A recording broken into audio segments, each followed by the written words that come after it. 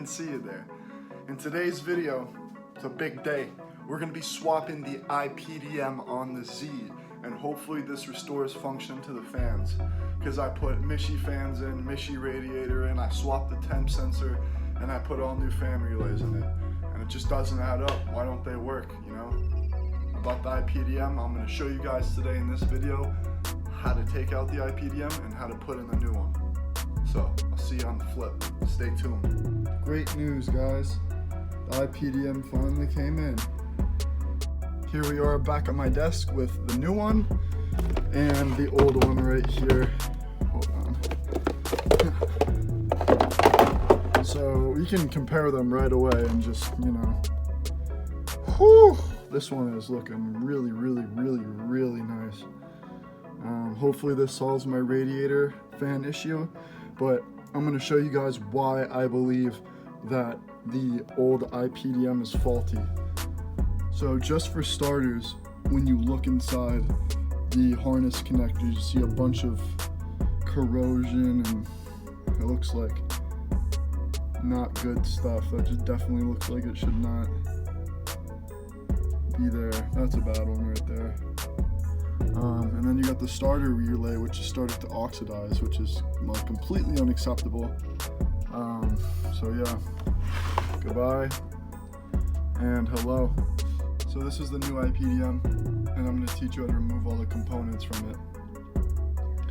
So with these 8, all you have to do is get a firm grasp, wiggle, and pull up, and they should release.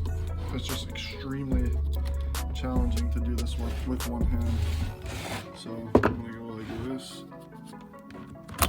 Easy. With these fan relays up here, the reason I have it removed is it's going to be almost impossible for me to demonstrate with one hand. So I removed one already, and as you can see, there's this white tab right here. Now you want to push this that way and then wiggle and then yank out the relay. It'll take a little bit because they're usually stuck in there pretty good. Now, as you can see right here, I have another example of this. It's just flipped. So what you would do is take the driver, push it in, and then pull and wiggle, and it would come out. As for these little fuses right here, I like to use needle nose pliers to get them out. Usually what I do is I put it over, get a good grip, and then I pull, but again, I'm using one hand, so it might take a couple tries. Let's try this one. There we go.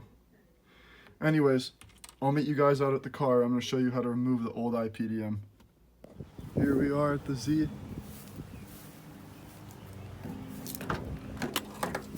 Pop your hood.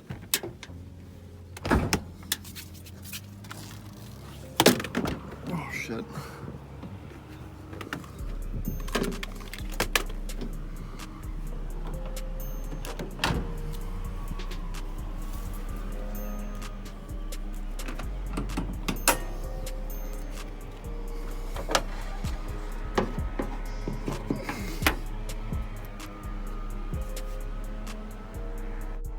So the first thing you want to do is remove the battery. I've already done that. It's fairly simple. You just loosen that bolt and then the negative terminals bolt, which I tucked away for space sake. The next thing you want to do is find this little box thing that sits behind the battery, and this is actually the case to your IPDM. Yank it off, set it aside, and now we've exposed the IPDM. Now I put the IPDM back in the car after like analyzing it and doing some work just for demonstration purposes. So I'm going to show you guys how to get all these clips off. I plugged one back in because I certainly wasn't going to plug all of them back in and do it again, but the same thing applies for all the plugs. So with that being said, let's get into unclipping these, and then I'll show you how to remove this IPDM console from the car. Now, the next thing you want to do, or at least the thing you want to do to get these plugs out, is you want to find where the tab is on each individual one, and usually they're not hard to locate. It looks something like that. You press it down with the head of the screwdriver and wiggle and pull it out. Now for this one right here, I should have put it in a different spot, but you can see this tab right here. You have to compress this towards the plug and then pull it out. So I'm gonna see if I can do what I just mentioned. Honestly, it might be too hard to do it with one hand, but yeah, it'll be too hard to do, but you get the gist of it. What you want to do, maybe I could even go in from the back. There, that might work.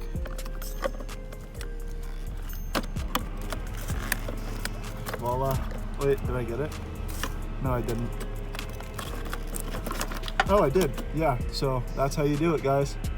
Now we're gonna move on how to pull this board out.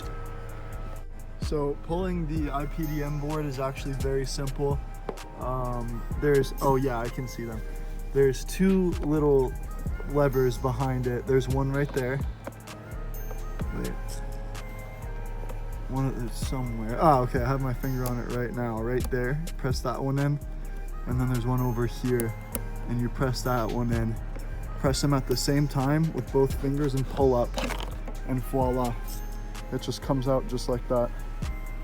Now, to get this casing off of the IPDM, you have to locate these tabs on both sides.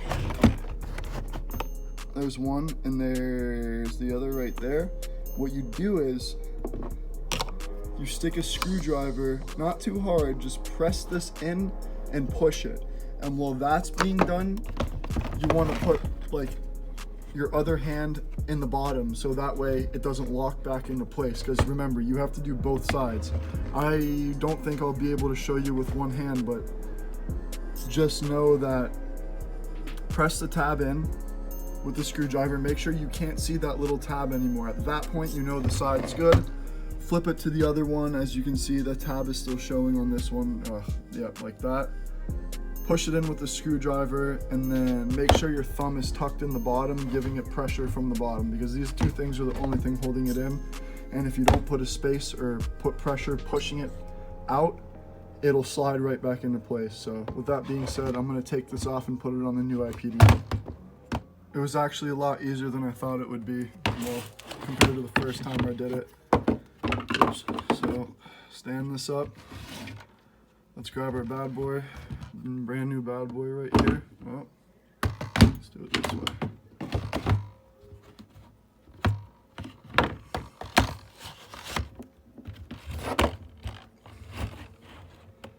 As you can see, the tabs now have realigned, and this thing is solid. So all I can say now is let's get this out back to the car and reinstall it and put the battery in and see if the fans work. Hey, so we're back here at the car. Just plugged all the harnesses back in and dropped the new IPDM in. So I'm gonna throw the cover on it. We'll go in there and get the battery, reinstall the battery, start her up, and see if those fans kick on, you know what I'm saying? If they don't kick on, I think the problem is the harness. Maybe the signal got shot back into the harness, but I really doubt it for some reason. I think it'll work, but in the sense that it doesn't, another video will come out, but this video will be out anyways, just to help anyone who wants to do this job. Yeah, so I'll get back to you when I put the cover on and get the battery. What's going on, everybody? It's the day after. I'm here at the Z. The fans did not turn on, didn't work. But I'm still gonna start her up and show you guys what's good with it, you know. At least it starts and it runs, you know. I've actually driven it a couple of times and it's quite the pleasure, but I'd very much like to get this issue resolved with the fans. That would be great. But anyways, I'll start her up for you guys and then I'll sign off. So we're inside the cockpit now. There might be a delayed start, but that's a result of the battery. I have a very cheap battery. I've been recharging it and just using it, you know, to troubleshoot the car.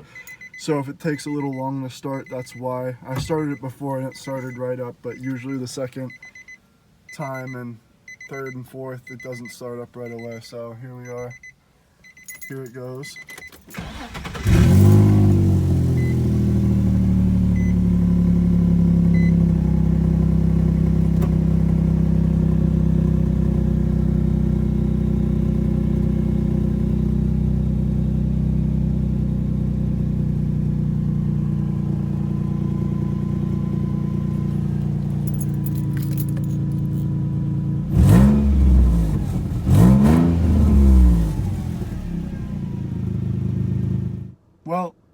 hopefully this tutorial helped you guys in your endeavors to swap the IPDM. It's a little unfortunate that the fans didn't run. You know, that would have been a huge game changer. I've basically rebuilt the whole circuit at this point. I really don't know what the issue could be. I think I'm gonna have it taken to a shop because the headache this is causing me is immense, and I just want it resolved, you know, so I don't have an overheating engine and I can drive it. But regardless, I hope this tutorial helped, and I hope you guys are swapping your IPDMs left and right after watching this video. Anyway, stay tuned for more upcoming videos and information, and have a good one.